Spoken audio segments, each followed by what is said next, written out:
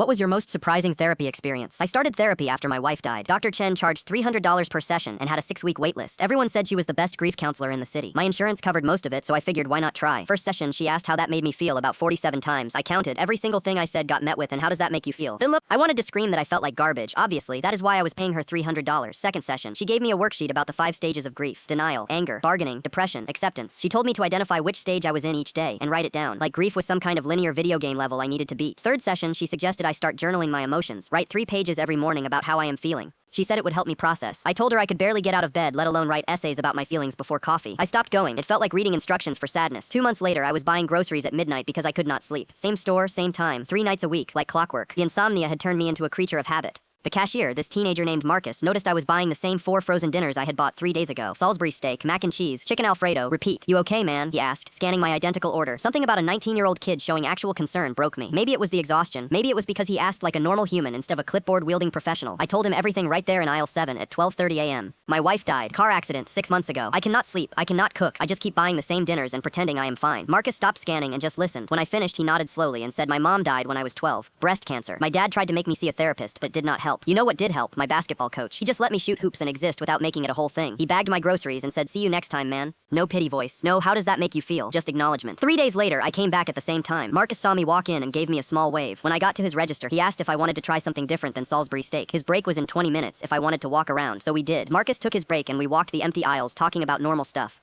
Video games, his college classes, this regular customer who bought 47 cans of tuna every Tuesday. Sometimes we talked about loss, most times we did not. It became our routine. I would show up at midnight, buy whatever groceries I actually needed. Marcus would take his break and we would walk the store. He told me about his architecture major and how he was working nights to pay tuition. I told him about my wife and how she used to reorganize our pantry by color because it made her happy. One night, Marcus showed me this weird energy drink from Japan that his roommate sent him. It tasted like carbonated cough syrup. We both agreed it was terrible. I laughed. It was the first real laugh in 7 months. 4 months into our midnight grocery store therapy sessions, I realized I was sleeping better, eating real food instead of frozen dinners, even looking forward to something, those weird conversations in aisle 7. I tried to thank Marcus once, but he just shrugged and said, "Dude, you helped me too. My manager was cutting my hours to part-time, and you complained to corporate about how good my customer service was. I got promoted to full-time with benefits because of your email." I stared at him confused. I never sent an email. Marcus pulled out his phone and showed me. There it was, a detailed message to corporate praising his exceptional customer service and how he went above and beyond to help customers during difficult times. Sent from my email at 3:47 a.m. on a Tuesday. I had zero memory of writing it. Must have sent it during one of my 3 a.m. insomnia spirals when I could not stop thinking about how this kid was the only person who made me feel human. Last week I ran into Dr. Chen at a coffee shop. She asked how I was doing with my grief journey.